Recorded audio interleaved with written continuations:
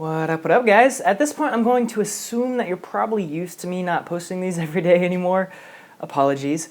But I'm going to try to start doing it more often. I don't want to make these promises and then not fulfill them. But anyway, I'm at home now, and you'll probably be seeing me here way more often because I actually moved my computer back to home just because I think I was starting to impose on the guys over at Hunter because it's still like their apartment on top of their studio, and I was just working crazy long hours. And so the original reason why I moved it over there was to get their help on things like fume effects and some of the effects that I was doing. And it got to a point where I didn't really need their help anymore. So ultimately the only reason why I was over there was just to be more productive in an environment outside of my own place. But now that it's time to actually crunch on this video and get it done, I think I can be more productive here than I normally would be. So I moved it back here so I can work from the morning till late at night and then not have to, drive there and back every single day. So I hope that'll be nice. The plus side is that now I have 3 monitors set up. Check that out. The middle one is 27-inch, 24-inch, 23-inch. So I've yet to try any games. I literally just got this plugged all in last night and set up today, so I haven't really done much with it. But I actually tried to set up the NVIDIA Surround feature, which basically just allows you to play games across all 3 monitors, but I didn't realize this, but one of my DVI cables I have plugged in is not a dual link, it's a single link, which makes it so there's not enough data throughput in the cable, so I couldn't do it. So I was like, dang. Luckily I have Amazon Prime, and I ordered one up for like $8, so now I have a new cable coming. I'll be able to stretch games across 3 panels. Not that I would really play games that often. It was mostly just because I wanted to try it out, and I never get to, or never have rather. And so that'll be interesting. When the time comes, I'll be able to show you Skyrim across 3 monitors and every single mod that I can install. It's one of the only games I have installed on this computer still. And I have I walk into Whiterun, the city, and you won't even recognize it from the vanilla form because there's trees all over the place, there's brush all over the place. It looks like you're walking into a forest rather than the city of Whiterun, which is kind of bare except for some houses. So it's pretty sweet. That was pretty much one of the only cities I got a chance to check out when I installed those mods back in March.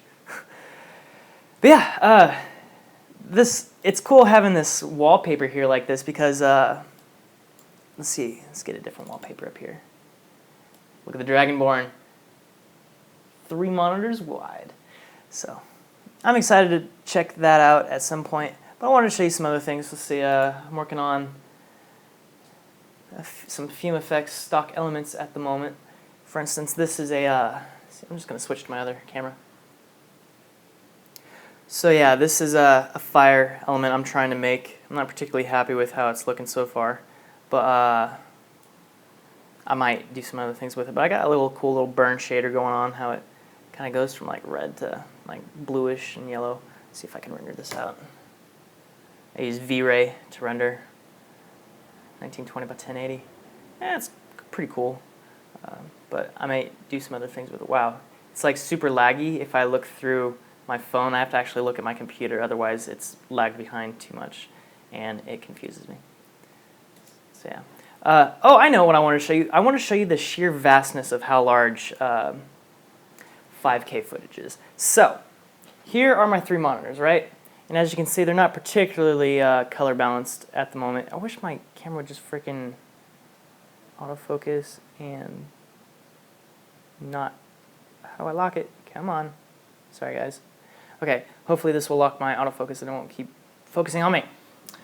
Right, so here are 3 monitors, and if I measure the resolution, it is something like 5,700, or I don't know, something crazy wide like that, by 1080. 1920 by times 3. I can't do the math right now. And here is a red file, raw red file at 5K HD. And this is at, I think, yeah, this is at quarter resolution right now. I'm just going to switch back.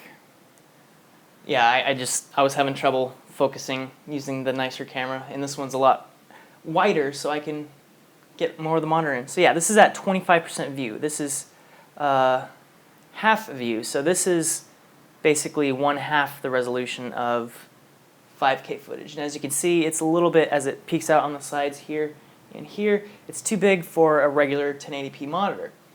And this is 100%. This is the raw file size of a RED file, of a 5K footage.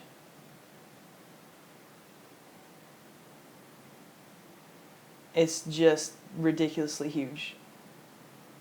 This is at 100% view, so each pixel represented from the camera is represented by a pixel on a monitor.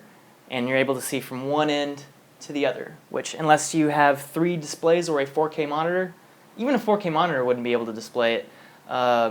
You'd have to have like a 4K and another monitor.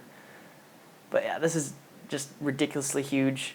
I could show you. Project. Ooh, what is this? What is this? Is that some smoke? What is going on here? This is actually way too huge. Okay, my arm's starting to get a little tired from holding this up. If you want to just get a quick preview of this one shot.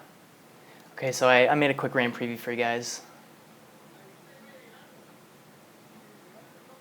It's pretty cool.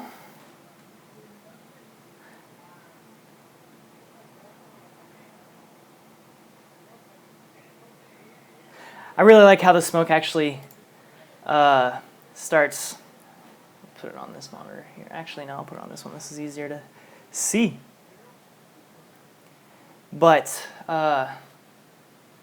basically, the smoke actually starts boiling off of his face here a little bit, and his head, his hair. It's hard to operate both a camera and a computer at the same time. So he smirks and is like, shh. Yeah. Pretty much. It's not really too much to it. Just a smoke sim. I made that like, I don't know, a couple weeks ago. Oops, I just dropped the title to my car. There's a lot of effects left to do, and I pretty much have to work on this thing every day for the next 6 weeks to get this thing done in order to enter that RED contest. Oh, speaking of which, I think I didn't get a lot of the details right in the one vlog I was talking about it, and it turns out I got them very wrong. There's not a first, second, and third place. There's like a first place, an audience award, and a student award. And what I thought was the third place award is the student award. So it's like the student award is a Scarlett camera essentially and some accessories, or it was like the light package, whatever. And I forget what the audience award was, but basically it was the first place award that was the awesome one, because that was the Red Epic Suite. So it's worth it like $48,500 because you get like all these RED hard drives, pretty much every accessory for it, and no lenses unfortunately. But you also get a 4K television, a 70-inch 4K display from Sharp, which I don't know how much that is, but considering most 4K TVs are several $1,000s, the cheapest ones, which apparently are kind of crappy, are like $1,000 to $2,000. So who knows? That would be cool, getting first place. Honestly, guys, I kind of doubt I'd actually get first place just because there is no length limit. So I imagine there will probably be some feature length entries in this thing shot on Red Epics, but I don't know. We'll see. Right now, it's just a matter of getting this thing done. Honestly, the rendering isn't very time intensive. A lot of people think, oh man, doing visual effects, most of your time is going to be spent rendering, and that's the case if you have a crappy computer. If you have a good computer, it doesn't take too long. If you're rendering out 3 things from a 3D program, that can take a while depending on what kind of settings you're kicking out. But anything from After Effects, my average render time is like 5 minutes. It's not very long. Even rendering out 4K high effects intensity shots.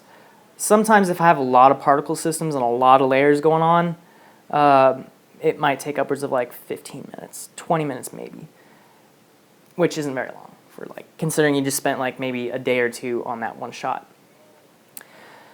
So it's interesting because I'm also having to figure out a workflow to organize all these, all my assets, all the files, all the renders, because I'm having to render out image sequences for these 4K projects, which means basically instead of video files, I have folders with image sequences inside of them. And you know, each image is like 10 megabytes. Actually, that was at 1080p.